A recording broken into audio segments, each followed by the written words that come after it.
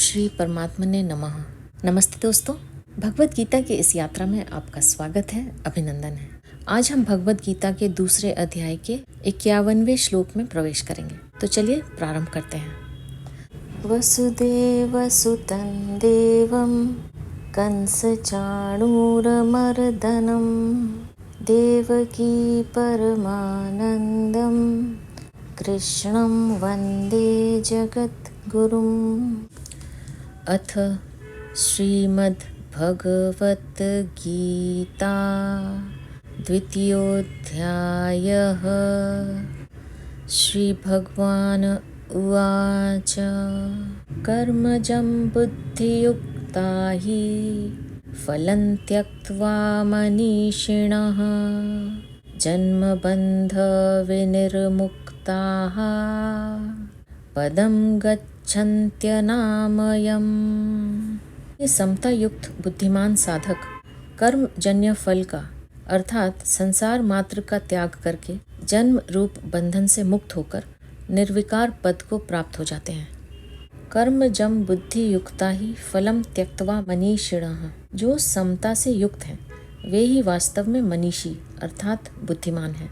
18वें अध्याय के 10वें श्लोक में भी कहा है कि जो मनुष्य अकुशल कर्मों से द्वेष नहीं करता और कुशल कर्मों में राग नहीं करता वह मेधावी है, बुद्धिमान है। कर्म तो फल के रूप में परिणत होता ही है, उसके फल का त्याग कोई कर ही नहीं सकता। जैसे कोई खेती में निष्काम भाव से बीज बोए तो क्या खेती में अनाज नहीं होगा? बोया है तो पैदा अवश्य होगा। ऐसे ही कोई निष्काम भाव पूर्वक कर्म करता है तो उसको कर्म का फल तो मिलेगा ही, पर वह बंधन कारक नहीं होगा। अतः यहाँ कर्मजन्य फल का त्याग करने का अर्थ है कर्मजन्य फल की इच्छा, कामना, ममता, वासना का त्याग करना, और इसका त्याग करने में सभी समर्थ हैं। जन्म बंध विनिर्मुक्ताः। समता युक्त बुद्धिमान साधक जन्म रूप बंधन से मुक्त हो जाते हैं, कारण कि समता में स्थित हो जाने से उनमें राग, द्वेष, कामना, वासना, ममता आदि दोष किंचित मात्र भी नहीं रहते। अतः उनके पुनर्जन्म का कारण ही नहीं रहता। वे जन्म मरण बंधन से सदा के लिए मुक्त हो जाते हैं। पदम गच्छन्त्य नामयम। आमय नाम रोग का है। रोग एक विकार है जिसमें किंचित मात्र भी किसी प्रकार का विकार न हो, उसको अनामय अर्थात निर्विकार कहते हैं। समता युक्त बुद्धिमान लोग ऐसे निर्विकार पद को प्राप्त हो जाते हैं। इसी निर्विकार पद को 15वें अध्याय के 5वें श्लोक में अव्यय पद और 18वें अध्याय के 56वें श्लोक में शाश्वत अव्यय पद नाम से कहा गया है। यद्यपि गीता में सत्व गुण को भी अनामय कहा गया है, 14वें अध्याय का 6वां श्लोक, पर वास्तव में अनामय यानी निर्विकार तो अपना स्वरूप अथवा परमात्म तत्व ही है, क्योंकि वह गुणातीत तत्व है जिसको प्राप्त होकर फिर किसी को भी जन्म मरण के चक्कर में नहीं आना पड़ता। परमात्म तत्व की प्राप्ति में हेतु होने से भगवान ने सत्व गुण को भी अनामय कह दिया है। अनामय पद को प्राप्त होना क्या है? प्रकृति विकारशील है तो उसका कार्य शरीर संसार भी विकारशील है। स्वयं निर्विकार होते हुए भी जब यह विकारी शरीर के साथ तादात्म्य कर लेता है तब यह अपने को भी विकारी मान लेता है, परंतु जब यह शरीर के साथ माने हुए संबंध का त्याग कर देता है तब इसको अपने सहज निर्विकार स्वरूप का अनुभव हो जाता है। इस स्वाभाविक निर्विकारता का अनुभव होने को ही यहाँ अनामय पद को प्राप्त होना कहा गया है। इस श्लोक में बुद्धि युक्ताः और मनीषिणः पद में बहुवचन देने का तात्पर्य है कि जो भी समता में स्थित हो जाते हैं वे सब के सब अनामय पद को प्राप्त हो जाते हैं, मुक्त हो जाते हैं। उनमें से कोई भी बाकी नहीं रहता। इस तरह समता अनामय पद की प्राप्ति का अचूक उपाय है। इससे यह नियम सिद्ध होता है कि जब उत्पत्ति विनाशशील पदार्थों के साथ संबंध नहीं रहता तब स्वतः सिद्ध निर्विकारता का अनुभव हो जाता है। इसके लिए कुछ भी परिश्रम नहीं करना पड़ता, क्योंकि उस निर्विकारता का निर्माण नहीं करना पड़ता, वह तो स्वतः स्वाभाविक ही है। परिशिष्ट भाव कर्मों में योग समता ही कुशलता क्यों है, इसका कारण ही पद से इस श्लोक में बताते हैं। सात्विक कर्म का फल निर्मल है, राजस कर्म का फल दुख है और तामस कर्म का फल मूढ़ता है। गीता 14वें अध्याय का 16वां श्लोक। इन तीनों प्रकार के फलों का समता युक्त मनुष्य त्याग कर देता है। कर्मजन्य फल के त्याग के दो अर्थ हैं। फल की इच्छा का त्याग करना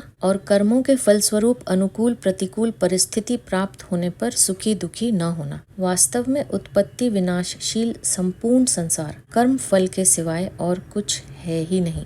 कर्म फल का त्याग कर दें तो फिर कोई भी बंधन बाकी नहीं रहता। मनीषी शब्द का अर्थ है बुद्धिमान। पूर्व श्लोक के अनुसार समता पूर्वक कर्म करना ही बुद्धिमत्ता है। स बुद्धिमान मनुष्येषु, गीता चौथे अध्याय का 18वां श्लोक। पदम गच्छन्त्य नामयम। गच्छन्ति पद के 3 अर्थ होते हैं। एक ज्ञान होना, दूसरा गमन करना और तीसरा प्राप्त होना। यहाँ निर्विकार पद की प्राप्ति का अर्थ है जन्म मरण से रहित पने का और निर्विकार पद की स्वतः सिद्ध प्राप्ति का ज्ञान हो जाना। कारण कि नित्य निवृत्त की ही निवृत्ति होती है और नित्य प्राप्त की ही प्राप्ति होती है। इस श्लोक से यह सिद्ध होता है कि कर्मयोग मुक्ति का, कल्याण प्राप्ति का स्वतंत्र साधन है। कर्म योग से संसार की निवृत्ति और परमात्म तत्व की प्राप्ति दोनों हो जाते हैं। अनामय पद की प्राप्ति का क्रम क्या है, इसे आगे के 2 श्लोकों में बताते हैं। यदा ते मोह कलिलम बुद्धिर्व्यतित तरिष्यति तदा गन्तासि निर्वेदं श्रोतव्यस्य श्रुतस्य च। जिस समय तेरी बुद्धि मोह रूपी दलदल को भली भांति तर जाएगी, उसी समय तू सुने हुए और सुनने में आने वाले भोगों से वैराग्य को प्राप्त हो जाएगा। यदा ते मोह कलिलम बुद्धिर्व्यतित तरिष्यति। शरीर में अहमता करना तथा शरीर संबंधी माता पिता भाई बहन स्त्री पुत्र वस्तु पदार्थ आदि में ममता करना मोह है। कारण कि इन शरीर आदि में अहमता है नहीं, केवल अपनी मानी हुई है। अनुकूल पदार्थ वस्तु व्यक्ति घटना आदि के प्राप्त होने पर प्रसन्न होना और प्रतिकूल पदार्थ वस्तु व्यक्ति आदि के प्राप्त होने पर उद्विग्न होना। संसार में परिवार में विषमता पक्षपात मात्सर्य आदि विकार होना, यह सब का सब कलिल अर्थात दलदल है। इस मोह रूपी दलदल में जब बुद्धि फंस जाती है तब मनुष्य किंग कर्तव्य विमूढ़ हो जाता है, फिर उसे कुछ सूझता नहीं। यह स्वयं चेतन होता हुआ भी शरीर आदि जड़ पदार्थों में अहमता ममता करके उनके साथ अपना संबंध मान लेता है। पर वास्तव में यह जिन जिन चीजों के साथ संबंध जोड़ता है वे चीजें इसके साथ सदा नहीं रह सकती और वह भी उनके साथ सदा नहीं रह सकता। परंतु मोह के कारण इसकी इस तरफ दृष्टि ही नहीं जाती। प्रत्युत यह अनेक प्रकार के नए नए संबंध जोड़कर संसार में अधिक से अधिक फंसता चला जाता है। जैसे कोई राहगीर अपने गंतव्य स्थान पर पहुंचने से पहले ही रास्ते में अपना डेरा लगाकर खेल कूद हंसी दिल्लगी आदि में अपना समय बिता दे, ऐसे ही मनुष्य यहाँ के नाशवान पदार्थों का संग्रह करने में तथा व्यक्ति परिवार आदि में ममता करके उनसे सुख लेने में लग गया। यही इसकी बुद्धि का मोह रूपी कलिल में फंसना है। हमें शरीर में अहमता तथा परिवार में ममता करके यहाँ थोड़े ही बैठे रहना है। इनमें ही फंसे रहकर अपनी वास्तविक उन्नति कल्याण से वंचित थोड़े ही रहना है। हमें तो इनमें न फंसकर अपना कल्याण करना है। ऐसा दृढ़ निश्चय हो जाना ही बुद्धि का मोह रूपी दलदल से तरना है।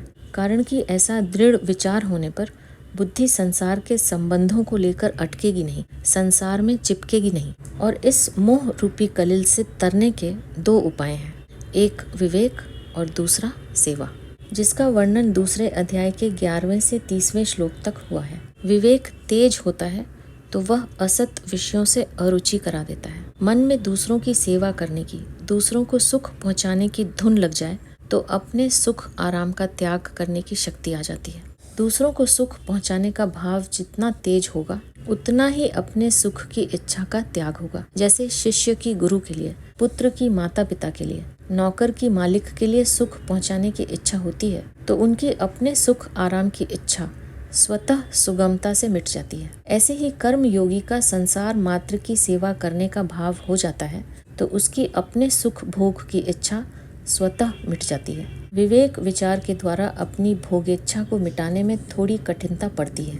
कारण कि अगर विवेक विचार अत्यंत दृढ़ न हो तो वह तभी तक काम देता है जब तक भोग सामने नहीं आता। जब भोग सामने आते हैं तब साधक प्रायः उनको देखकर विचलित हो जाता है। परंतु जिसमें सेवा भाव होता है उसके सामने बढ़िया से बढ़िया भोग आने पर भी वह उस भोग को दूसरों की सेवा में लगा देता है। अतः उसकी अपने सुख आराम की इच्छा सुगमता से मिट जाती है। इसलिए भगवान ने सांख्य योग की अपेक्षा कर्म योग को श्रेष्ठ, सुगम एवं जल्दी सिद्धि देने वाला बताया है। श्रेष्ठ 5वें अध्याय का 2 श्लोक, सुगम 5वें अध्याय का 3 श्लोक एवं जल्दी सिद्धि देने वाला 5वें अध्याय का 6 श्लोक। तदा गंतासिन निर्वेदम श्रोतव्यस्य श्रुतस्य च।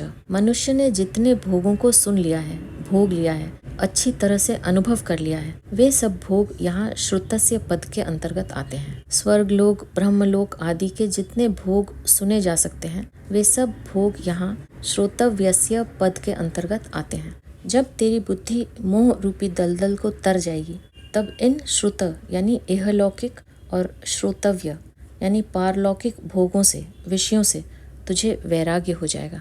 तात्पर्य है कि जब बुद्धि मोह कलिल को तर जाती है, तब बुद्धि में तेजी का विवेक जागृत हो जाता है कि संसार प्रतिक्षण बदल रहा है और मैं वही हूँ। अतः इस संसार से मुझे शांति कैसे मिल सकती है, मेरा अभाव कैसे मिट सकता है। तब श्रुत और श्रोतव्य जितने विषय हैं, उन सब से स्वतः वैराग्य हो जाता है। यहाँ भगवान को श्रुत के स्थान पर भुक्त और श्रोतव्य के स्थान पर भोक्तव्य कहना चाहिए था, परंतु ऐसा न कहने का तात्पर्य है कि संसार में जो परोक्ष अपरोक्ष विषयों का आकर्षण होता है, वह सुनने से ही होता है। अतः इनमें सुनना ही मुख्य है। संसार से, विषयों से छूटने के लिए जहाँ ज्ञान मार्ग और भक्ति मार्ग का वर्णन किया गया है, वहाँ भी श्रवण को मुख्य बताया गया है। तात्पर्य है कि संसार में और परमात्मा में लगने में सुनना ही मुख्य है। यहाँ यदा और तदा कहने का तात्पर्य है कि इन श्रुत और श्रोतव्य विषयों से इतने वर्षों में, इतने महीनों में और इतने दिनों में वैराग्य होगा, ऐसा कोई नियम नहीं है। प्रत्युत जिस क्षण बुद्धि मोह कलिल को, मोह के दलदल को तर जाएगी, उसी क्षण श्रुत और श्रोतव्य विषयों से, भोगों से वैराग्य हो जाएगा। इसमें कोई देरी का काम नहीं है। श्रुतिवि प्रतिपन्ना ते यदा स्थास्यति निश्चला समाधावचला बुद्धिः तदा योगमवाप्स्यसि।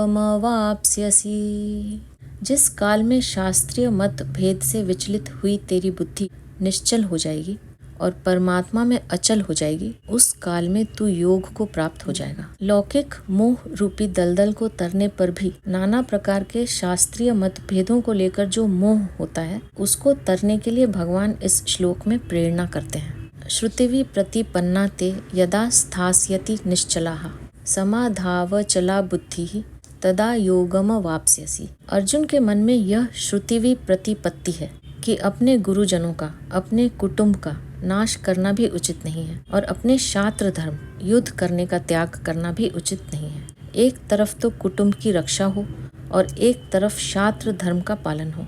इसमें अगर कुटुंब की रक्षा करें तो युद्ध नहीं होगा और युद्ध करें तो कुटुंब की रक्षा नहीं होगी। इन दोनों बातों में अर्जुन की श्रुतिवि प्रतिपत्ति है, जिससे उनकी बुद्धि विचलित हो रही है। अतः भगवान शास्त्रीय मतभेदों में बुद्धि को निश्चल और परमात्म प्राप्ति के विषय में बुद्धि को अचल करने की प्रेरणा करते हैं।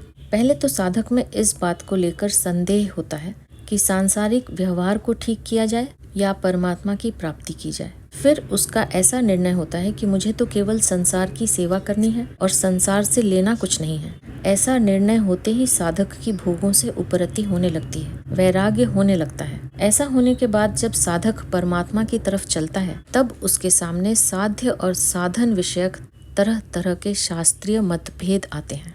इससे मुझे किस साध्य को स्वीकार करना चाहिए और किस साधन पद्धति से चलना चाहिए, इसका निर्णय करना बड़ा कठिन हो जाता है। परंतु जब साधक सत्संग के द्वारा अपनी रुचि, श्रद्धा, विश्वास और योग्यता का निर्णय कर लेता है अथवा निर्णय न हो सकने की दशा में भगवान के शरण होकर उनको पुकारता है, तब भगवत कृपा से उसकी बुद्धि निश्चल हो जाती है। दूसरी बात, संपूर्ण शास्त्र, संप्रदाय आदि में जीव, संसार और परमात्मा, इन तीनों का ही अलग अलग रूपों से वर्णन किया गया है। इसमें विचार पूर्वक देखा जाए तो जीव का स्वरूप चाहे जैसा हो, पर जीव मैं हूँ, इसमें सब एक मत है। और संसार का स्वरूप चाहे जैसा हो, पर संसार को छोड़ना है, इसमें सब एक मत है। और परमात्मा का स्वरूप चाहे जैसा हो, पर उसको प्राप्त करना है, इसमें सब एक मत है। ऐसा निर्णय कर लेने पर साधक की बुद्धि निश्चल हो जाती है। मुझे केवल परमात्मा को ही प्राप्त करना है, ऐसा दृढ़ निश्चय होने से बुद्धि अचल हो जाती है। तब साधक सुगमता पूर्वक योग परमात्मा के साथ नित्य योग को प्राप्त हो जाता है। शास्त्रीय निर्णय करने में अथवा अपने कल्याण के निश्चय में जितनी कमी रहती है उतनी ही देरी लगती है, परंतु इन दोनों में जब बुद्धि निश्चल और अचल हो जाती है तब परमात्मा के साथ नित्य योग का अनुभव हो जाता है। संसार के साथ संबंध विच्छेद करने के लिए बुद्धि निश्चल होनी चाहिए, जिसको छठे अध्याय के 23वें श्लोक में दुख संयोग वियोगम पद से कहा गया है, और परमात्मा से संबंध जोड़ने के लिए बुद्धि अचल होनी चाहिए, जिसको दूसरे अध्याय के 48वें श्लोक में समत्वम योग उच्यते पदों से कहा गया है। यहाँ तदा योगम वाप्स्यसि पदों से जो योग की प्राप्ति बताई है वह योग ऐसा नहीं है कि पहले परमात्मा से वियोग था, उस वियोग को मिटा दिया तो योग हो गया। प्रत्युत असत पदार्थों के साथ भूल से माने हुए संबंध का सर्वथा वियोग हो जाने का नाम योग है। अर्थात मनुष्य की सदा से वास्तविक स्थिति यानी परमात्मा से नित्य योग है। उस स्थिति में स्थित होना योग है। वह वास्तविक स्थिति ऐसी विलक्षण है कि उससे कभी वियोग होता ही नहीं, होना संभव ही नहीं है। उसमें संयोग, वियोग, योग आदि कोई भी शब्द लागू नहीं होता। केवल असत माने हुए संबंध के त्याग को ही यहाँ योग संज्ञा दे दी है। वास्तव में यह योग नित्य योग का वाचक है। इस नित्य योग की अनुभूति कर्मों के यानी सेवा के द्वारा की जाए तो कर्म योग, विवेक विचार के द्वारा की जाए तो ज्ञान योग, प्रेम के द्वारा की जाए तो भक्ति योग, संसार के लय चिंतन के द्वारा की जाए तो लय योग, प्राणायाम के द्वारा की जाए तो हठ योग, और यम नियम आदि 8 अंगों के द्वारा की जाए तो अष्टांग योग कहलाता है। परिशिष्ट भाव। मोह के 2 विभाग हैं, एक मोह कलिल अर्थात सांसारिक मोह, और दूसरा श्रुतिवी प्रतिपत्ति अर्थात शास्त्रीय यानी दार्शनिक मोह।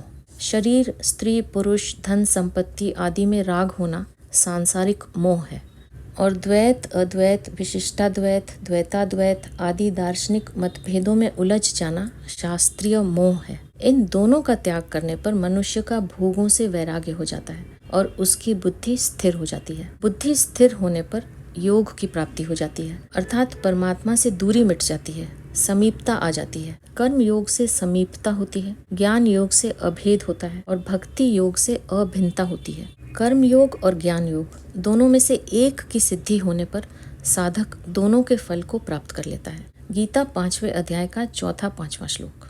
मनुष्य का केवल अपने कल्याण का उद्देश्य हो और धन संपत्ति, कुटुंब, परिवार आदि से कोई स्वार्थ का संबंध न हो तो वह सांसारिक मोह से तर जाता है। पुस्तकों की पढ़ाई करने का, शास्त्रों की बातें सीखने का उद्देश्य न हो, प्रत्युत केवल तत्व का अनुभव करने का उद्देश्य हो तो वह शास्त्रीय मोह से तर जाता है। तात्पर्य है कि साधक को न तो सांसारिक मोह की मुख्यता रखनी है और न शास्त्रीय यानी दार्शनिक मतभेद की मुख्यता रखनी है, अर्थात किसी मत संप्रदाय का कोई आग्रह नहीं रखना है।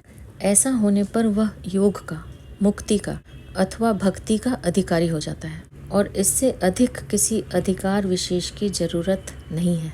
मोह कलिल और श्रुतिवी प्रतिपत्ति दूर होने पर योग को प्राप्त हुए स्थिर बुद्धि वाले पुरुष के विषय में आगे अर्जुन भगवान से प्रश्न करते हैं। अर्जुन उवाच स्थित प्रज्ञस्य का भाषा समाधिस्थस्य केशव स्थितधिक किं प्रभाषेत किमासीत व्रजेत किम। अर्जुन बोले, हे केशव, परमात्मा में स्थित स्थिर बुद्धि वाले मनुष्य के क्या लक्षण होते हैं? वह स्थिर बुद्धि वाला मनुष्य कैसे बोलता है, कैसे बैठता है और कैसे चलता है, अर्थात कैसा व्यवहार करता है। यहाँ अर्जुन ने स्थित प्रज्ञ के विषय में जो प्रश्न किए हैं, इन प्रश्नों के पहले अर्जुन के मन में कर्म और बुद्धि को लेकर शंका पैदा हुई थी, दूसरे अध्याय के 47वें से 50वें श्लोक तक। परंतु भगवान ने 52वें-53वें श्लोकों में कहा कि जब तेरी बुद्धि मोह कलिल और श्रुतिवी प्रतिपत्ति को तर जाएगी तब तो योग को प्राप्त हो जाएगा। यह सुनकर अर्जुन के मन में शंका हुई कि जब मैं योग को प्राप्त हो जाऊंगा, स्थित प्रज्ञ हो जाऊंगा, तब मेरे क्या लक्षण होंगे। अतः अर्जुन ने अपनी व्यक्तिगत शंका को पहले पूछ लिया और कर्म तथा बुद्धि को लेकर अर्थात सिद्धांत को लेकर जो दूसरी शंका थी उसको अर्जुन ने स्थित प्रज्ञा के लक्षणों का वर्णन होने के बाद तीसरे अध्याय के पहले दूसरे श्लोक में पूछ लिया। अगर अर्जुन सिद्धांत का प्रश्न यहाँ 54वें श्लोक में ही कर लेते तो स्थित प्रज्ञा के विषय में प्रश्न करने का अवसर बहुत दूर पड़ जाता। समाधिस्थस्य, जो मनुष्य परमात्मा को प्राप्त हो चुका है, उसके लिए यहाँ समाधिस्थ पद आया है। स्थित प्रज्ञस्य, यह पद साधक और सिद्ध दोनों का वाचक है। जिसका विचार दृढ़ है, जो साधन से कभी विचलित नहीं होता, ऐसा साधक भी स्थित प्रज्ञ, स्थिर बुद्धि वाला है। और परमात्म तत्व का अनुभव होने से जिसकी बुद्धि स्थिर हो चुकी है, ऐसा सिद्ध भी स्थित प्रज्ञ है। अतः यहाँ स्थित प्रज्ञ शब्द से साधक और सिद्ध दोनों लिए गए हैं। पहले 41वें से 45वें श्लोक तक और 47वें से 53वें श्लोक तक साधकों का वर्णन हुआ है।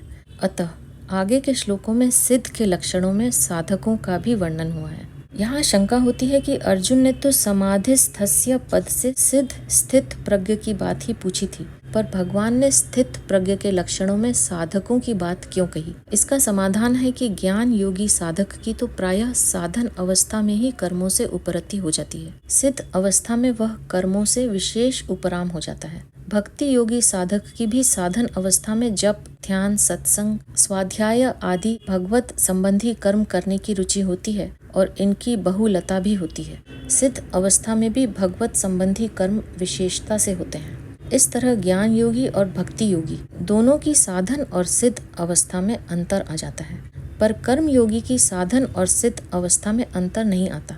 उसका दोनों अवस्थाओं में कर्म करने का प्रवाह ज्यों का त्यों चलता रहता है, कारण कि साधन अवस्था में उसका कर्म करने का प्रवाह रहा है और उसके योग पर आरूढ़ होने में भी कर्म ही खास कारण रहे हैं। अतः भगवान ने सिद्ध के लक्षणों में साधक जिस तरह सिद्ध हो सके उसके साधन भी बता दिए हैं और जो सिद्ध हो गए हैं उनके लक्षण भी बता दिए हैं। का भाषा, परमात्मा में स्थित स्थिर बुद्धि वाले मनुष्य को किस वाणी से कहा जाता है, अर्थात उसके क्या लक्षण होते हैं? इसका उत्तर भगवान ने आगे के श्लोक में दिया है। स्थितधिक किम प्रभाषित, वह स्थिर बुद्धि वाला मनुष्य कैसे बोलता है? इसका उत्तर भगवान ने 56वें 57वें श्लोक में दिया है। किमासीत, वह कैसे बैठता है, अर्थात संसार से किस तरह उपराम होता है? इसका उत्तर भगवान ने 98वें श्लोक से 63वें श्लोक तक दिया है। व्रजेत किम, वह कैसे चलता है, अर्थात व्यवहार कैसे करता है? इसका उत्तर भगवान ने 64वें से 71वें श्लोक तक दिया है। अब भगवान आगे के श्लोक में अर्जुन के पहले प्रश्न का उत्तर देते हैं। श्री भगवान उवाच प्रजहाति यदा कामान् सर्वान् पार्थ मनोगतान् आत्मन्येवात्मना तुष्टः स्थितप्रज्ञस्तदोच्यते। हे पृथानंदन, जिस काल में साधक मन में आई संपूर्ण कामनाओं का भली भांति त्याग कर देता है और अपने आप से अपने आप में ही संतुष्ट रहता है, उस काल में वह स्थिर बुद्धि कहा जाता है। गीता की यह एक शैली है कि जो साधक जिस साधन कर्म योग, भक्ति योग आदि के द्वारा सिद्ध होता है, उसी साधन से उसकी पूर्णता का वर्णन किया जाता है। जैसे भक्ति योग में साधक भगवान के सिवाय और कुछ है ही नहीं, ऐसे अनन्य योग से उपासना करता है। 12वें अध्याय का 6वां श्लोक। अतः सिद्धावस्था में वह संपूर्ण प्राणियों में द्वेष भाव से रहित हो जाता है। 12वें अध्याय का 13वां श्लोक। ज्ञान योग में साधक स्वयं को गुणों से सर्वथा असंबद्ध एवं निर्लिप्त देखता है। 14वें अध्याय का 19वां श्लोक। अतः सिद्धावस्था में वह संपूर्ण गुणों से सर्वथा अतीत हो जाता है। 14वें अध्याय का 22वें से 25वें श्लोक तक।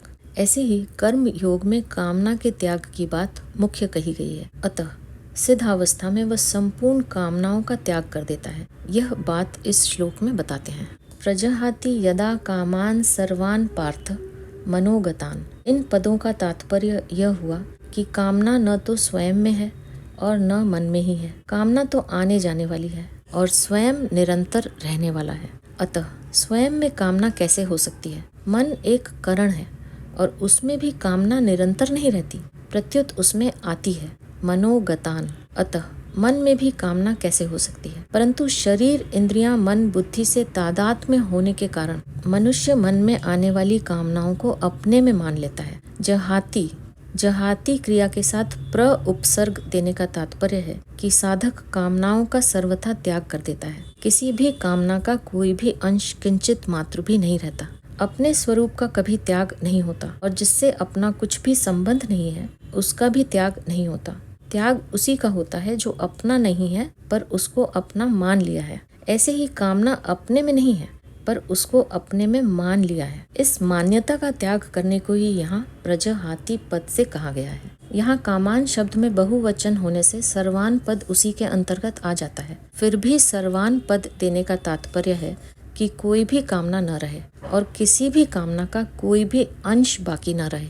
आत्मन्येवात्मना तुष्टः, जिस काल में संपूर्ण कामनाओं का त्याग कर देता है और अपने आप से अपने आप में ही संतुष्ट रहता है, अर्थात अपने आप में सहज स्वाभाविक संतोष होता है। संतोष दो तरह का होता है, एक संतोष गुण है और एक संतोष स्वरूप है। अंतःकरण में किसी प्रकार की कोई भी इच्छा न हो, यह संतोष गुण है और स्वयं में असंतोष का अत्यंत अभाव है, यह संतोष स्वरूप है। यह स्वरूप भूत संतोष स्वतः सर्वदा रहता है।